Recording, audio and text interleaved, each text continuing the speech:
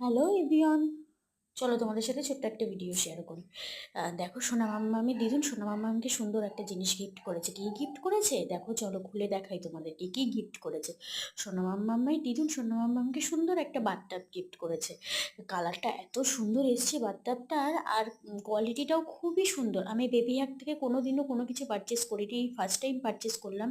খুবই সুন্দর এসছে কোয়ালিটিটা। শোনো মাম, এতদিন গাবলায় স্নান করতে, এখন থেকে এই বাথটাবটাই স্নান করবে।